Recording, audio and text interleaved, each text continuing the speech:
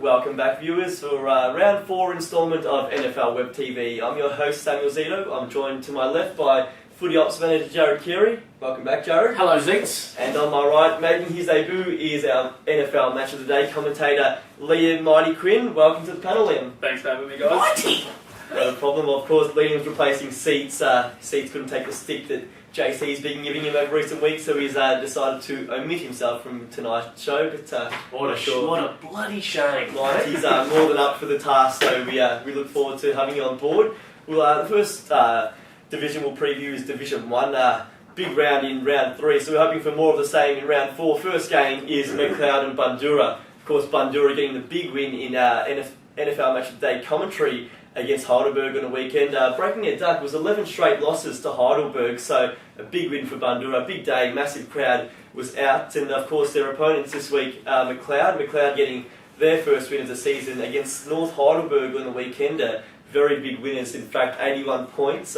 Bundoora, the form team of the competition with Greensboro at the moment, so for minus Bundoora, Cloak's on fire, Gary Moorcroft was on fire on the weekend. It's a hard forward line to contain, and I think they'll get the job done this weekend against McLeod.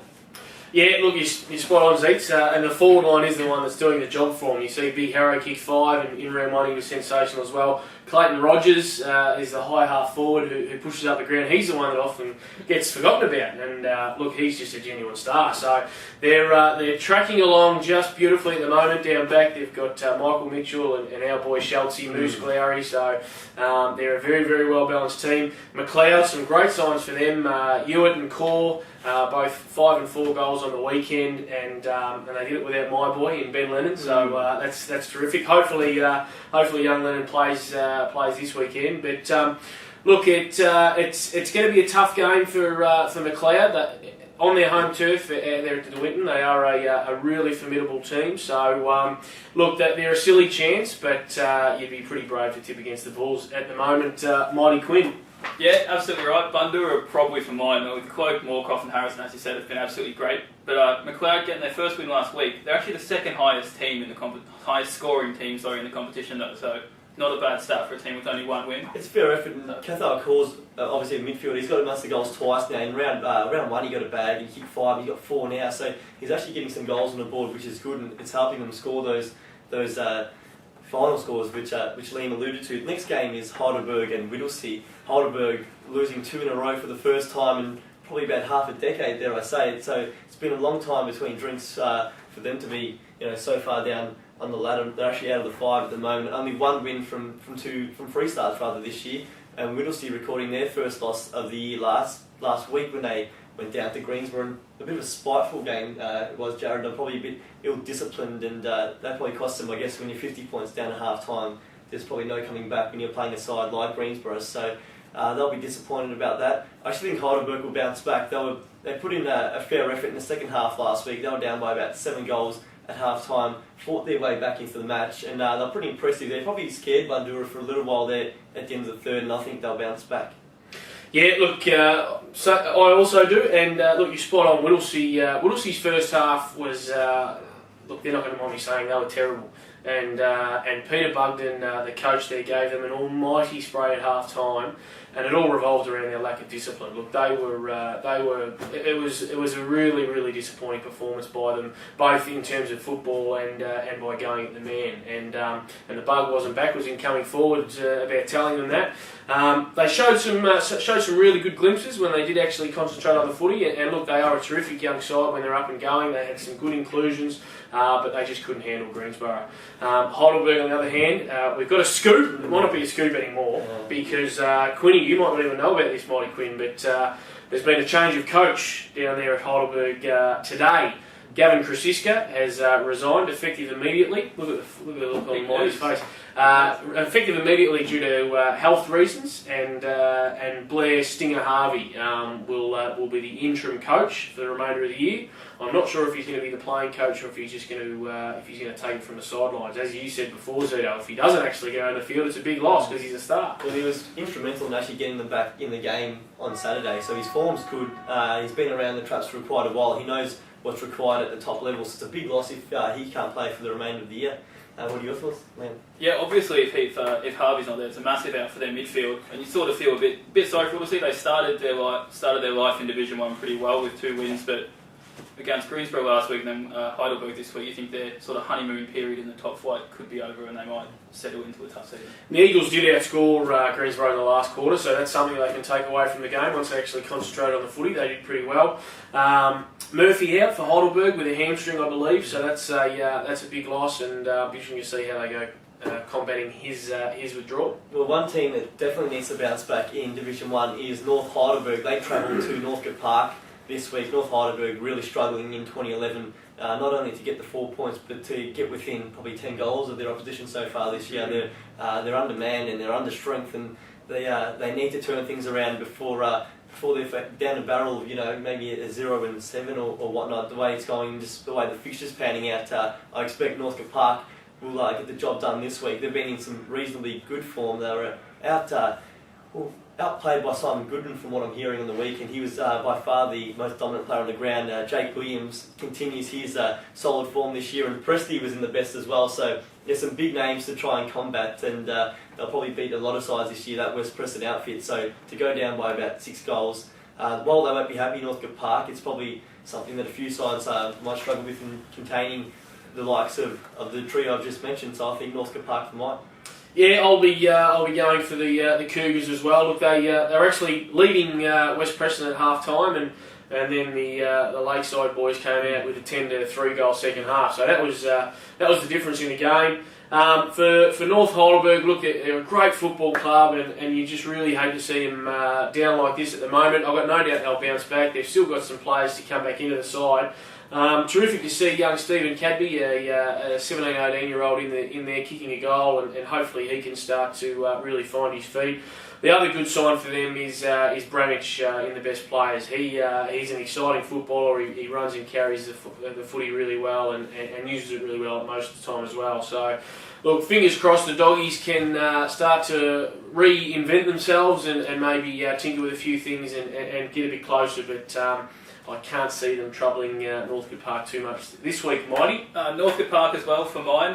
Worrying stat for North Heidelberg, they've actually scored the fewest points but conceded the most in the competition. So when you're on the wrong end of both of those ones, it doesn't normally bode too well. So they really need just a pretty much overall improvement really if they want to get some respectability back at the moment. Shane Harvey probably struggling a bit as well, just in terms of getting supply up forward, so it doesn't help when their best player is probably out of the action at the moment, just probably being wasted a bit down forward. It wouldn't surprise me to see him start up on the ball this week. Yeah, I think they'll probably need his injection into the midfield to not only to win the ball, but he can also be damaging when he is in the middle as well. So he's done it all before. Altham and West Preston is the next game on our radar. This should be probably, for mine, this is just about the game of the round. I think Altham was mightily impressive last week when they knocked over Montmorency at Montmorency in a twilight game. It's something that not too many teams do, travel down the Para Road and get the 4 points. But Altham did it well on the weekend. West Preston put in their best show for the year as well, and I think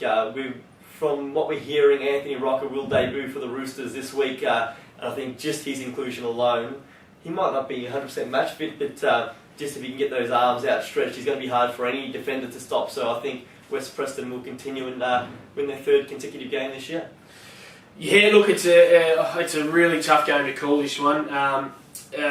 Big Schnoz, Big Pebbles coming into the side. He's going to be an almighty problem for the Panthers. But I saw the first half of Eltham Montmorency on the weekend, and look, they were just fantastic. Eltham, they were so exciting, and the brand of footy they play is just terrific. They rebound well from half back, and look, there's still quite a few players to come back into the side. O'Sullivan, Brendan Ryan, one of the Richardson boys, I think it's Tommy.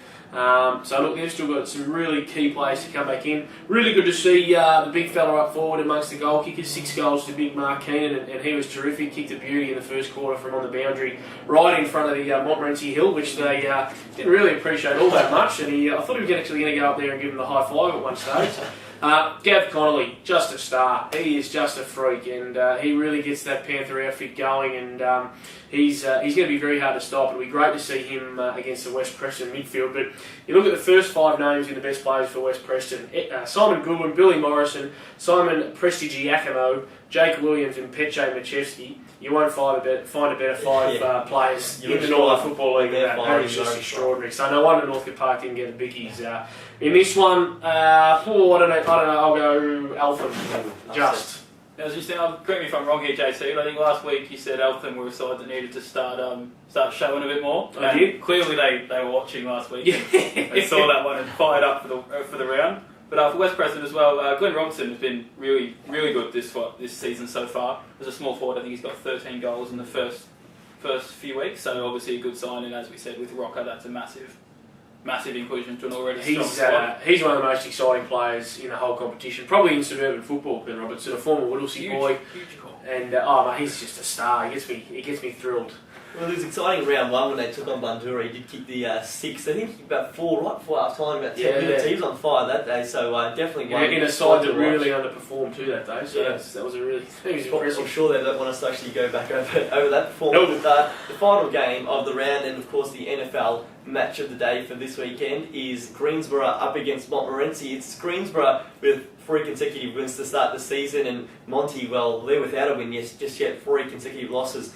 Mind you, against very tough opposition, and they haven't disgraced themselves by any means in those 3 matches. They've been right in it, but it probably makes it even more frustrating when they've gotten so close without taking the bicky, so to speak, Jared. But Tim Bonjetti's up on fire, up forward again for Greensy, and as you said, they were pretty good against Whittlesea on the weekend. Whittlesea had taken all before them in Division 1, but it's just probably too hard to go against them this week, and I think they'll get the job done by about 4 or 5 goals. Yeah, particularly on the slime pit, the Borough boys love to play at home. You mentioned Big Bongo. He kicked 3 in the first quarter and just set them alight, along with Aaron Burns and Nick and Josh Riddle. They rotate themselves between full forward and pushing up a bit higher. They're the 3 targets that Greensborough look to. They dominated the centre clearances. And down back, they're just fantastic. They're just so even across the board. It almost seems that they're a young side, and it seems as though a couple of teams have decided that, right, we're going to target them and we're going to try and put them off their game and with a bit of rough stuff, and it's just not going to work. I mean, they're just... Greensborough are far too good a side for that. They're possibly the most disciplined side I've seen in the Northern Football League, which is a credit to Jack Cole and probably Tim Bonjetti, the captain. So they're going to be very hard to beat. Montmorency, though, I mean, again, their start to the year is no disgrace. They've, as you said, they've been beaten, I think, Heidelberg, Northcote Park, and now Eltham. And I expect all those teams to be vying for final spots. Dean Lindback, the sharpshooter up forward, kicked 5. Danny Haynes kicked 4. Brett Hayes is another one who provides a terrific target. So they've got plenty of goal kickers. It's their defence that really needs to tighten up a little bit. And I've heard whispers that Ben Haynes might be an inclusion for this week, and if that's the case, then he's probably going to add another 3 or 4 goals to the Magpies. Disappointingly for Monty, they've lost 2 games at home now this season, so for a ground that's normally a bit of a fortress for them, they wouldn't be too happy about that. No, definitely not. As you said, much better than an 0-3 record would suggest.